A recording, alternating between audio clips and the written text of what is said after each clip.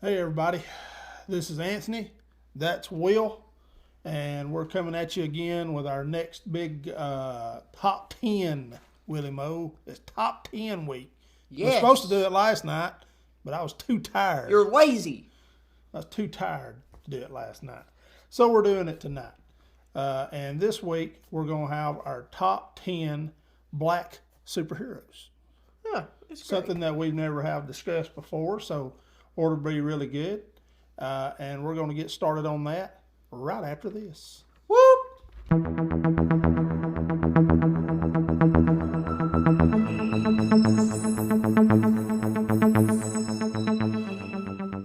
All right, everybody, we're back here with our top 10 video, getting ready to start. And Willie Mo, have you had a good week this week? Yes, had a great week this week. I have almost no tests today in school, and no, this is a bye week for my football team. So tomorrow I don't got to go to a football game.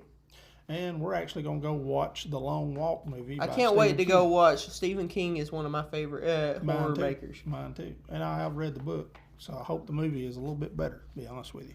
All right, well, we better get started with our top 10 and not talk about horror films. Well, I think it's your week to go first. And it is. All right, my number 5 is Power Man, a.k.a. Lucas Cage, which his first appearance was in Heroes for Hire #1 that came out in 1972. And when we talk about Power Man, he's a guy with brute strength. You don't really see, I mean, the last thing they made was that show, right? Mm-hmm. They make that show about him? Yep. That's the last time I think we've ever seen him. How did Luke Cage get his powers? Do you know?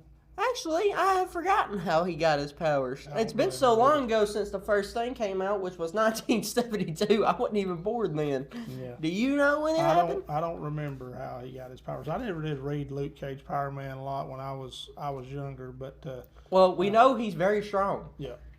And I think he can also take bullets with his body. He doesn't get affected by bullets that much. But, yeah, that's my first black superhero. What's about yours? Maybe he had a big, gigantic, classic shot of steroids that gave him. Hey, you never know. All right, what's your number 5? All right, my number 5 is Black Lightning. His first appearance in Black Lightning #1. Who's that? Also known as Jefferson Pierce. And Black Lightning was actually the first solo title featuring a black superhero by DC. And he was also in the Outlaws and was a member of the Justice League at one time. The high grade price on that Black Lightning #1 is about $100.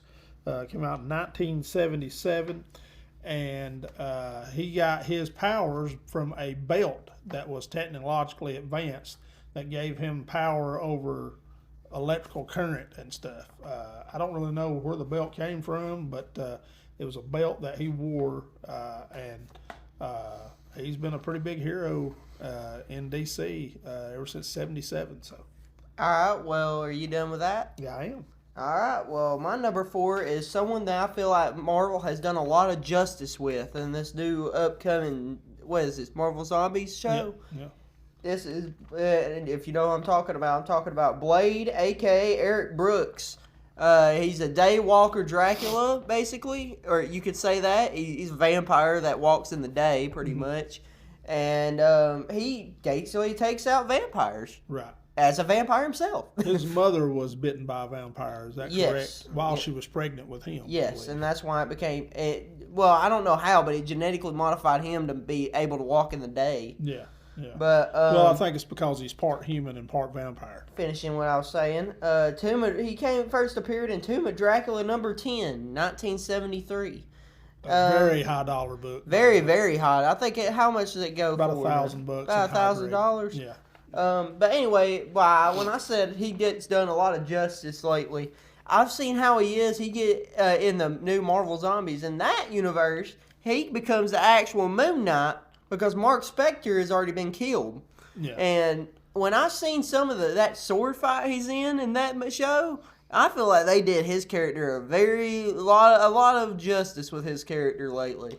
Well, he had a great sword fight in his movies, and Wesley Snipes played him. Did you not see his sword fight in the trailer for Marvel Zombies? I did. It is but crazy. I also, it was one of our top fights in our action fight scenes. Yes, it was one of yours, actually. Wesley Snipes, they had a really good sword fight, and I believe it was Blade 2. But Blade was always a very Blade cool has always character. been one of my favorites. I like him. I left him for you just because I thought, I'm not going to take. I knew he's one of your favorites too, so I thought I ain't going to take everyone. Blade was one of my favorite characters. I'm in nice Marvel. like that. Yeah, sure. Anyway, go. All right, so my number 4 is Green Lantern, the John Stewart Green Lantern. His first appearance in Green Lantern number 87. And he was actually created by Neil Adams. DC was looking to have a few more black superheroes that they were creating at that time.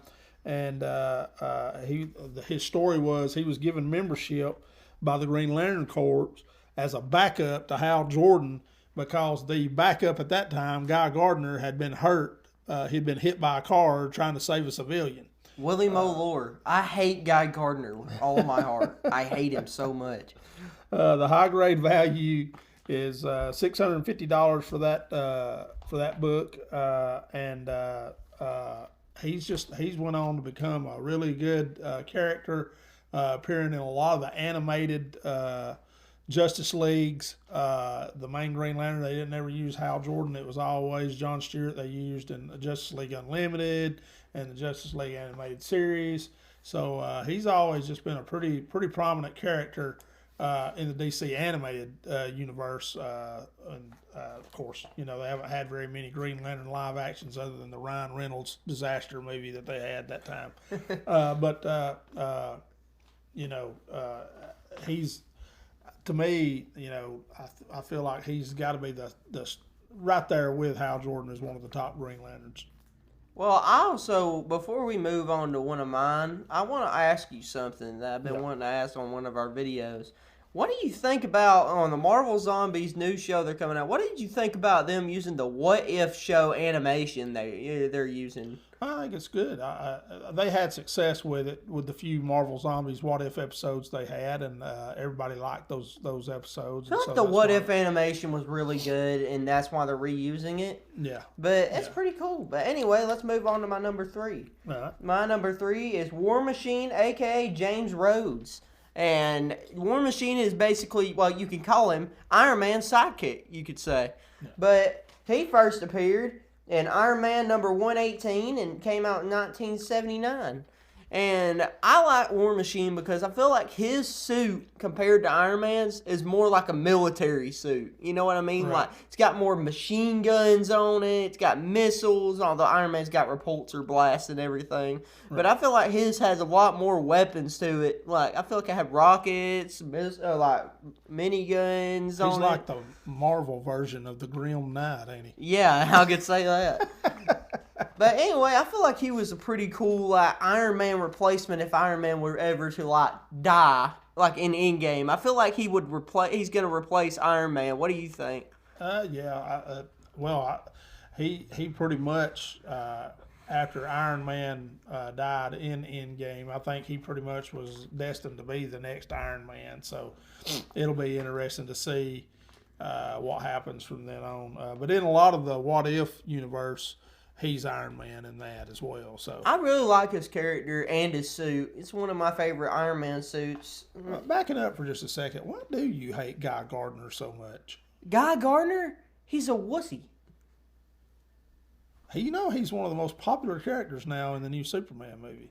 Yeah, people got some messed up opinions. Guy Gardner's fixing to get some daggum popularity, and you're just going to have to live with it.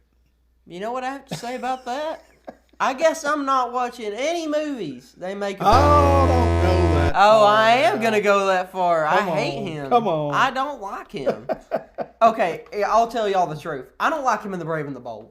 Okay? Brave and the Bold, they did him no justice. He's horrible. He's hating on Guy Gardner. Hey, I'm fine with Guy Gardner in the live action stuff. Flame Willie Moe. Yeah, okay, yeah. Comment below if you hate Guy Gardner. I hate him so much. Okay, my number 3 is Storm from the X-Men, also known as Aurora Monroe. Her first appearance, of course, was in the Giant Size X-Men #1. I have a question She's before a you move mutant. on. Yes. Was she really a demigod, or was she like calling herself one? Well, I don't know if she's a demigod or not, but I do know her mother was a tribal princess of Kenya. And her So, dad was an American photojournalist. So she was born. I think she's just a mutant. I don't think. well, she she's calls a herself a demigod. demigod or god half the Yeah, time. yeah. So, well, it's whatever. But she was born. Her parents were actually killed. Weird. They were killed by a plane crashing into their house. Believe it or not. Dog, And what? she had a lot of bad side effects from that. She was very claustrophobic, really reserved as a child. She started becoming like a little criminal on the street. She was trained as a pickpocket. Finally, Professor Xavier found her, I guess, through his special helmet, and asked her to join the new X-Men, and kind of the rest was history. And now she has became the leader of the X-Men at one time. So she was the first leader after Charles Xavier stepped down. It's been a pretty cool transition. She's become a very good character over the years for Marvel. I really do like her name, though. Yeah. Storm. It's really cool. Played by the famous Halle Berry in all the X-Men movies, so it's been really cool. It'll be interesting to see who plays Storm in the new X-Men reboot. Yeah. That'd be awesome. Yeah. And I'd be glad to see Wolverine come back.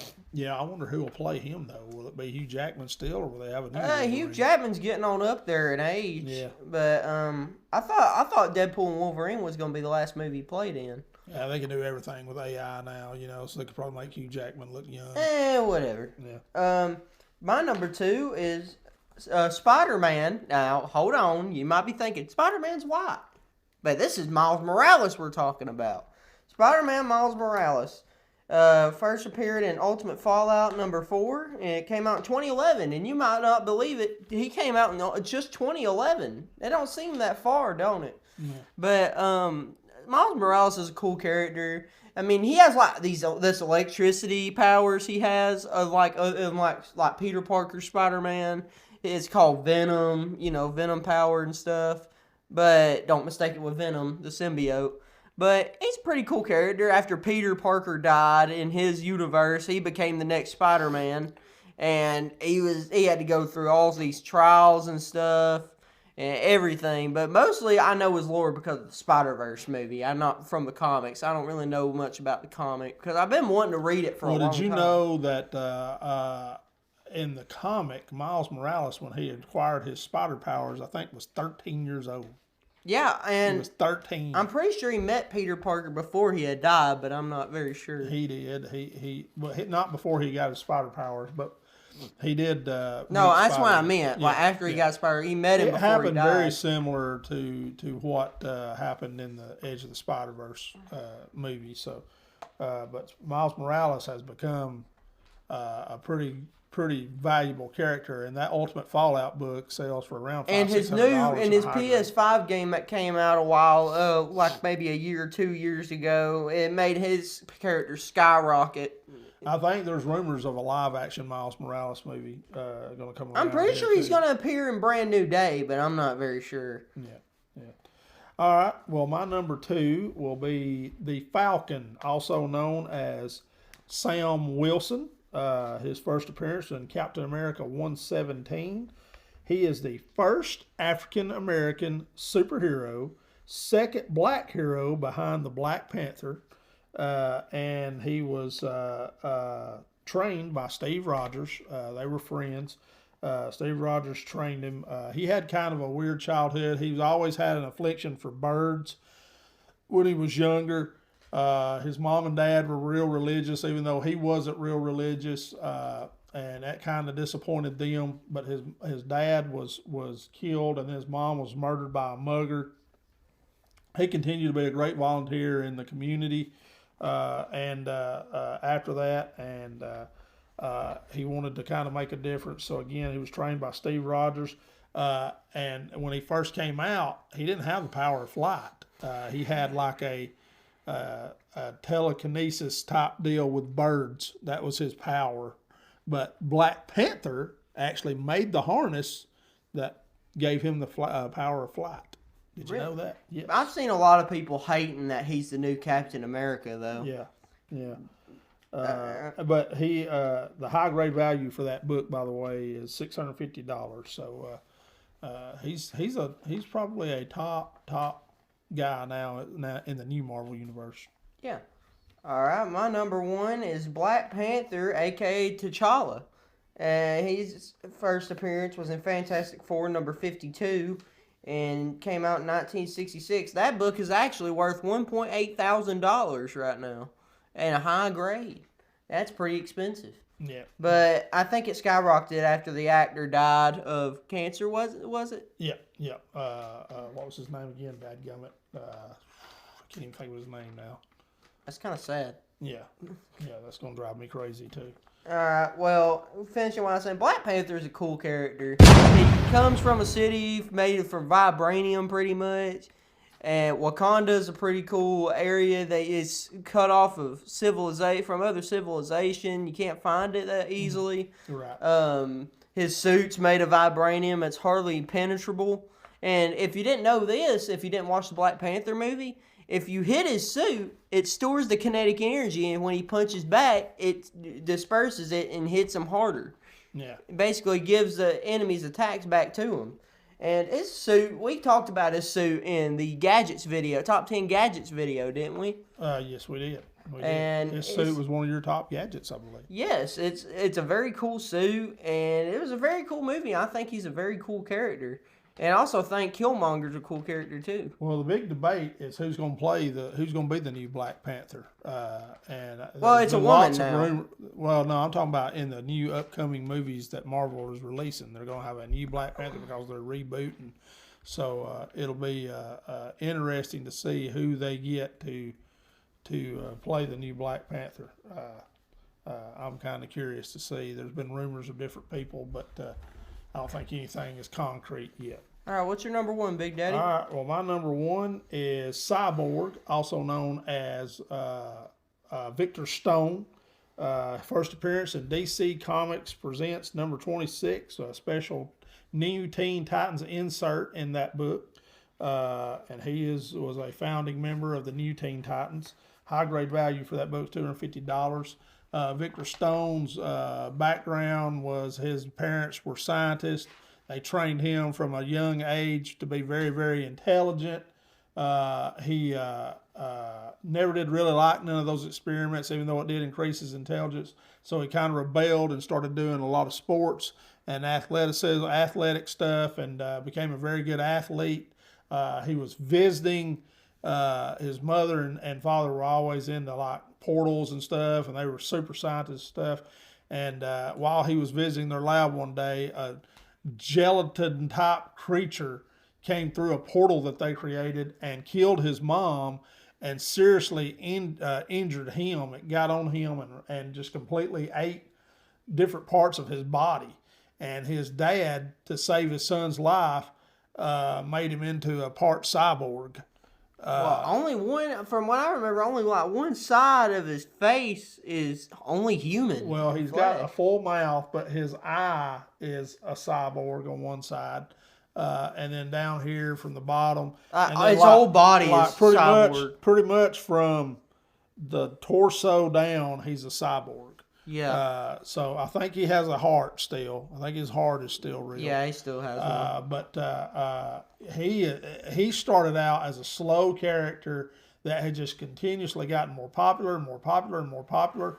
And now he's one of the leaders of the Justice League, and he even had a big part in the Justice League live action movie. What's cool about him is he modified his body after he was made to like make guns and stuff, and it was pretty cool how he can do that. And he has super intelligence, so it's just, and that's not really part of his. I think that's mainly his brain being trained from a young age is why he is as intelligent as he is. But he's used to hack stuff easily. He's a great character. What do you think he is most famous for? What you mean by that? What is Cyborg, you think, most famous for in comic animation history? Well, I feel like he's most famous for like creating the Teen Titans. No. He's most famous for in Teen Titans Go, my gums! My gums! I can't believe he's talking about that. All right, here's some Willie Mo lore. You've already earned it. I used to watch Teen Titans Go when I was like 8, and I used to watch it till I was like 13. And he knew every episode. And I got my mother to laugh about one part, and that's what he just said. My gums! My gums!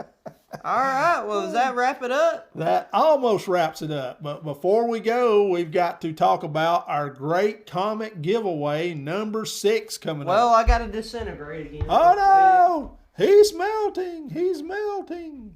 All right, I'm back. All right. So remember, comment on this video and the one that we're going to do this weekend, and you are automatically entered into our contest, and we will do the drawing next Saturday on next Saturday's video. All right, I'll let Owen draw the name out of the championship Georgia hat. here are the books. You got this one right here. You got Spider-Man, Captain Britain Marvel team up. First American appearance of Captain Britain in an American comic. You have this one right here. You've got the Avengers what number is that? Number 43, the first Red Guardian. Now, I do want to tell everybody about this book right here because I didn't tell about it in my reel. This would be if you sent it in and got it graded, this would be a qualified. There are some coupons cut out on the last 2 pages of the book. Does not affect the story, but it would be a qualified grade. If you send it CGC, it would be a green label. So just bear that in mind before you make the pick of the Red Guardian. You get it and go, it's got coupons cut out of it. We're telling you that right now, but it's a very nice copy of the book. I would say this book would probably grade about a 4.5 qualified grade. Qualified grade, remember that. All and right, our third and book, of course, again, we got the mystery book. is the mystery book. You cannot know this one yet. The mystery book is something new this month. So the guy that won last week's contest, liking the covers, he took the mystery book, which wound up being an X-Men. I can't remember what the number of that book is, but it's the one with the Wolverine on the X, nailed to the X. So that was the one that he got. Very good book. It was a newsstand copy, I believe. He was very satisfied with it. I think he said he had one, but he was going to add that one to the collection as well. So just remember, you got those 3 books to choose from. All 3 of these books are, well, we don't know about the mystery book, but 2 of the 3 we know are really, really good We know, books. but you don't. And then the mystery book, again, you always take a chance. It's not going to be nothing terrible, but it might not be as good as the other 2 that you have a chance to pick. So just remember that. And again, comment on this video if you want to get into the contest. All right, Willie Mo, that's going to be it for this time. Remember, if you like this content and if you like our channel, give us a subscribe, smash the like button, turn on your notifications so you'll know when we do a new video. You'll have it right there, and you can drop a comment. We love to hear from everybody. Again, I'm not going to say anything about the CBC Awards this week if it'll make you happy. Hey, thank you. Just watch our past videos. Yeah, if you want to know about that, watch our past videos. I'm proudly wearing my Georgia shirt today. Sadly, our dogs don't play, and we're on our bye week. But we are getting ready for Alabama next week after taking down Tennessee this past Saturday. So, in a nail biter, by the way. But anyway, again, thanks for watching. We'll see you guys this weekend with our next great big comic haul. And what we always say, Willie Mo? Go Dogs. Go Dogs. We'll see you guys next time. Stay mad, Tennessee fans. See ya. Bye.